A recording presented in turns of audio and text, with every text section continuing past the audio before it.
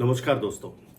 रोहतक में आज भारतीय जनता पार्टी ने विधानसभा चुनाव का आगाज किया है और इस आगाज के साथ साथ जो भारतीय जनता पार्टी के कर्णधारों ने या रणनीतिकारों ने जो सारा दारोमदार है वो सिर्फ भारतीय जनता पार्टी के कार्यकर्ताओं पर डाल दिया है।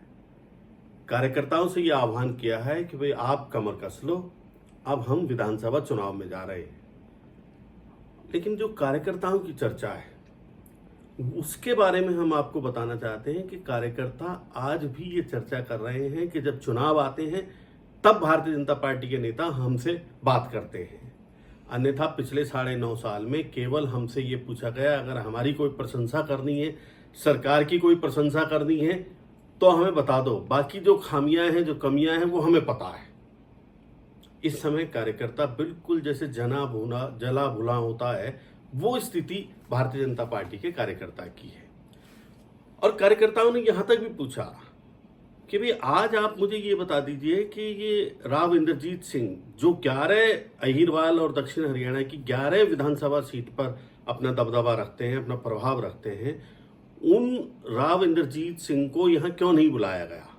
या राव इंद्रजीत सिंह अब तक 2 बैठकें, एक अमित शाह के नेतृत्व में, नड्डा के नेतृत्व में दिल्ली में हो चुकी है। एक कल शनिवार को धर्मेंद्र प्रधान ने अपने आवास पर मीटिंग की, जो कोर ग्रुप की मीटिंग बनाई है, जिसमें धर्मेंद्र प्रधान है, जिसमें विप्लव देव हैं, जिसमें मुख्यमंत्री हरियाणा है, जिसमें ओम प्रकाश धनखड़ हैं, जिसमें कैप्टन अभिमन्यु हैं, जिसमें सुधा यादव हैं, जिसमें संगठन मंत्री फणेंद्र नाथ हैं और जिसमें केंद्रीय राज्य मंत्री कृष्णपाल गुर्जर हैं।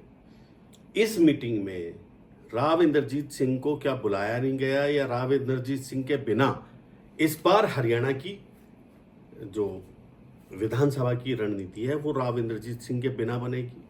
ये सारे सवाल लेकर के आज रोहतक का जो कार्यक्रम था उसमें ये सारे सवाल उठे। एक बात धर्मेंद्र प्रधान ने बहुत अच्छी की, उसमें पूर्व गृह मंत्री अनिल विज को उन्होंने मंच पर आवाज देकर के बुलाया और अनिल विज का नाम केवल उन्होंने ही अपने भाषण में लिया।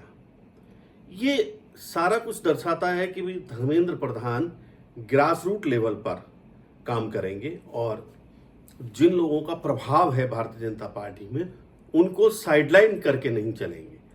वो अच्छे तरीके से जानते हैं कि हरियाणा में किस तरीके से ग्रास रूट, क्योंकि उन्हें पता है इस बार जब बेशक मोदी लहर में मोदी के नाम पर हरियाणा की 10 में से 5 लोकसभा सीट भारतीय जनता पार्टी जीत गई है, लेकिन इसके बावजूद भी जो विधानसभा की डगर है वो बहुत कठिन है।